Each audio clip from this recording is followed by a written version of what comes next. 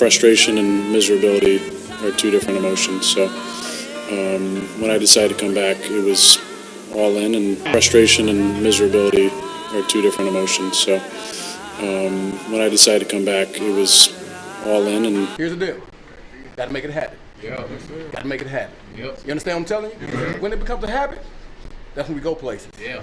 And that's when you start expecting to win, like we talk about. Yeah. Expect it, man. You got me? Yeah. I have one thing to say. Yeah. Yeah.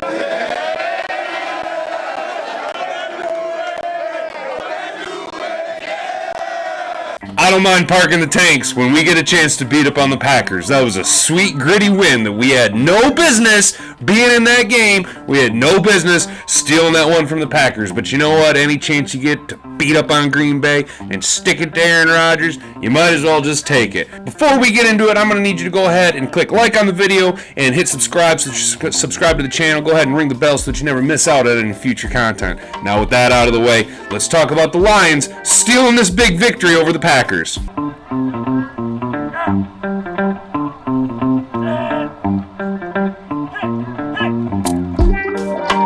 to Detroit. Look, guys, it's not very often that we get to come out here on a high note, so I'm going to try and not be a negative Nancy like I normally am. Let's bask in this W. Let's have a little pep in our step today, all right, guys?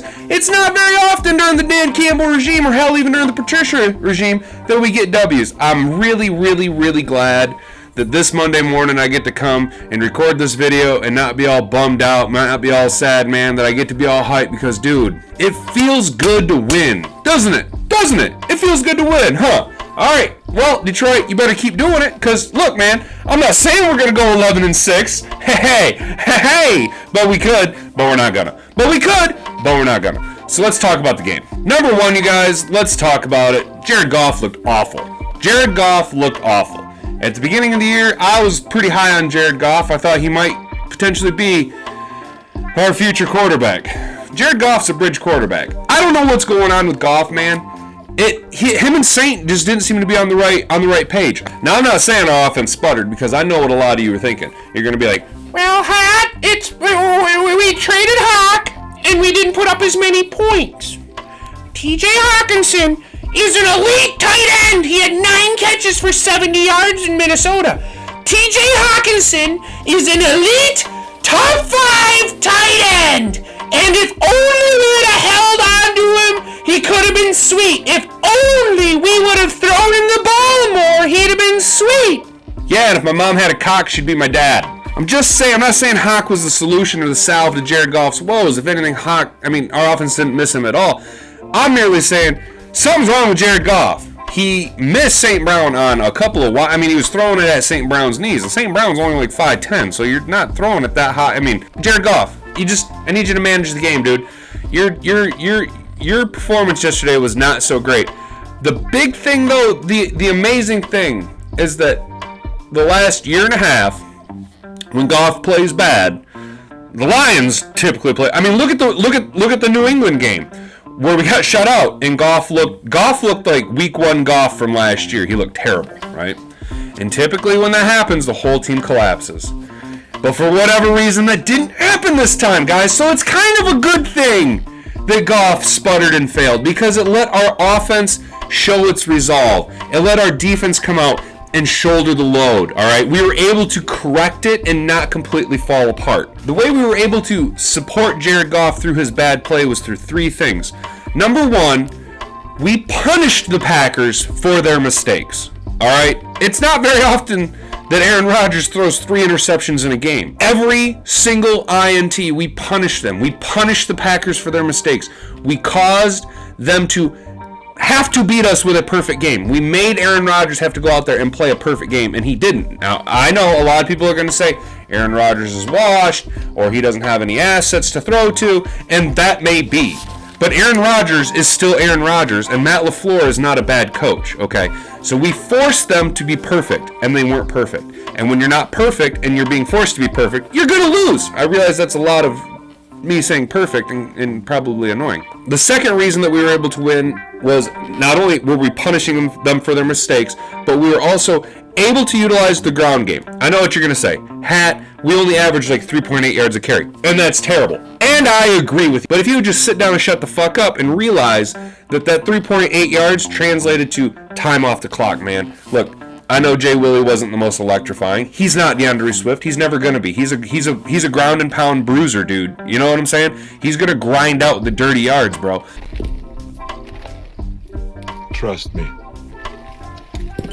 But as you're doing that, you're eating huge portions of the clock, right? You're keeping Aaron Rodgers off the field. You're letting your defense take a fucking breather, man, because if there's one thing we've noticed all season long, it's that our young defense doesn't have the gas to stay out on the field 60, 70, 80 plays.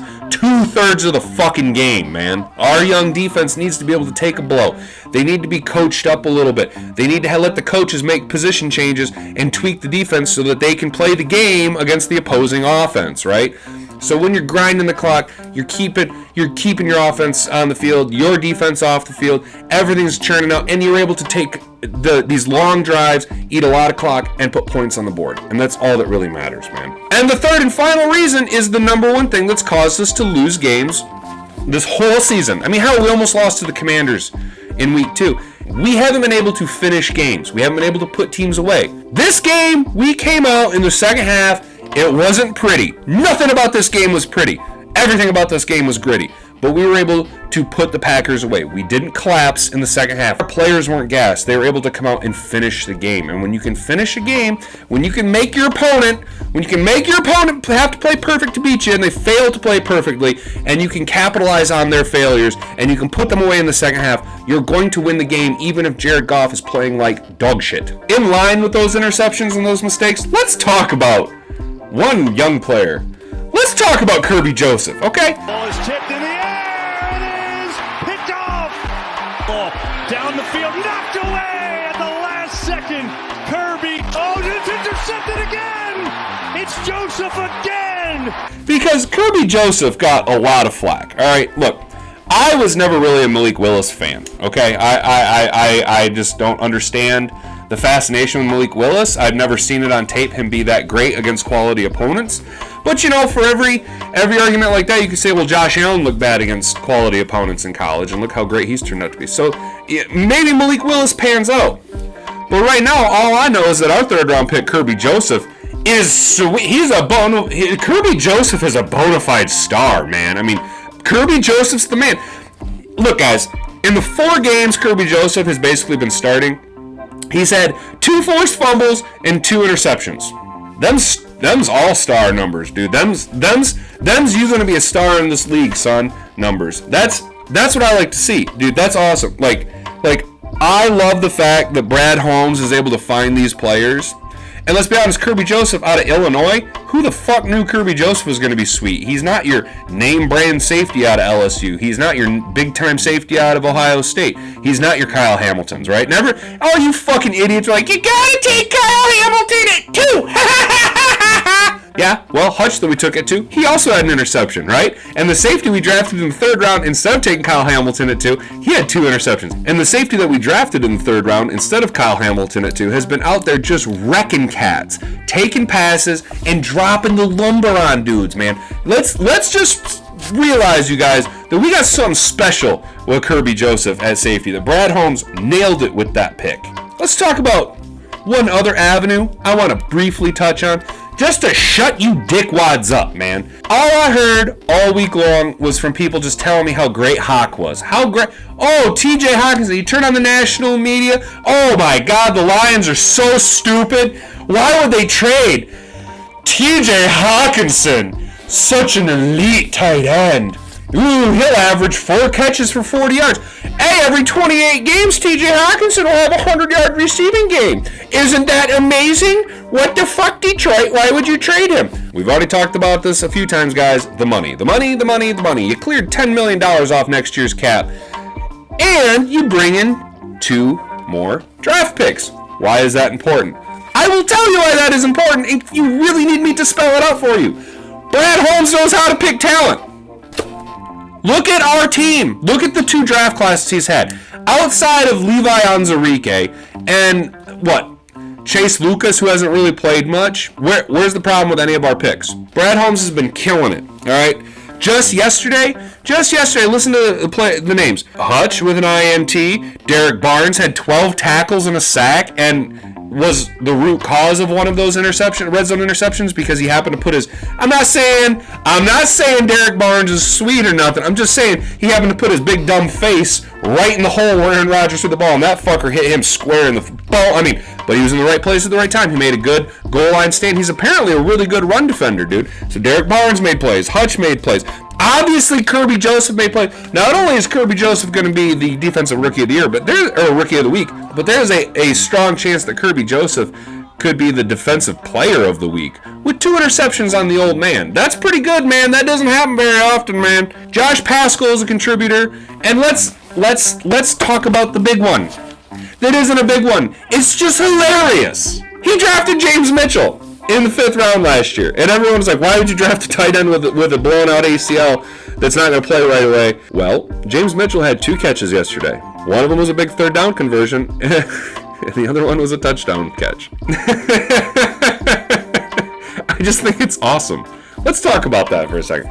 Let's talk about this tight end move, all right? I can't get over the fact that people are still butthurt about the TJ Hockinson trade, right? I just think it's absolutely hilarious that in the wake of all the bullshit, all the media, all the trash talking about how great Hawk is and how stupid the Lions are for trading him, and the fact that Goff played like absolute shit yesterday, it's still awesome that the 2 touchdowns that he threw, were to the replacement tight ends, not named Brock Wright.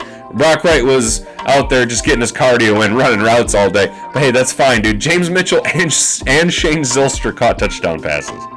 That's hilarious. To me, that is just like the most trolling touchdowns ever. I was really hoping that we were going to get one more touchdown. I was telling Hat and Boobs, I was like, oh my God, I hope that we get one more touchdown out of the game and the Lions drive it down and they throw a touchdown to Brock Wright just to finish trolling all of the Hockinson lovers and shit, just to throw touchdowns to all 3 tight ends on the roster not named TJ Hockinson, because TJ Hockinson sucks. So we're going to just leave it at that, guys. We're not going to get negative about this one. I'm not going to pick apart the fact that Jeff Okudah can't cover anybody or that Will Harris can't cover anybody and that somehow Jerry Jacobs has become our best cover corner and he's really not even that good.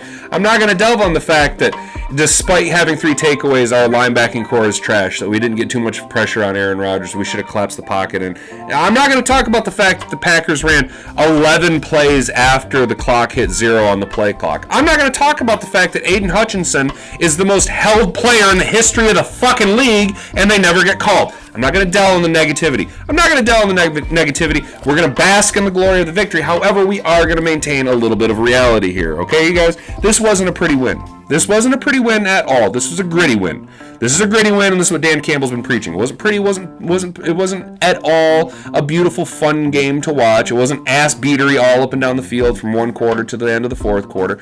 It was an ugly win, and at one point I thought we were going to lose because that's what Detroit does. But you know what? When assholes met elbows, we dropped our socks and grabbed our cocks, and we made sure that we didn't let the Packers come and steal one from us at home here. It was a big win for the Lions, and any time you get to beat the Packers is a good victory. Look, I know that we basically beat up on our sickly older brother, right? And it's not fun in the moral department to beat up on a sick little old person or something like that. But you know what? Man, fuck the Packers, dude. Like, legit, fuck the Packers. That's going to do it for me, fellas. I've been Hat and Beard. You've been an attentive audience. Thanks for hanging out. And enjoy your week, guys. We're going to be riding high on this, and there's a good chance that I'm going to drink way too much Kool-Aid come Friday in our preview video for the Lions vs. Bears Week 10 matchup. I'm going to be absolutely shit-faced hammered on Honolulu Blue and Silver Kool-Aid. So let's go, guys. We'll catch you guys in the next one. Peace. Time to 23 Skidoo. Or should I say, 69 Skidoo.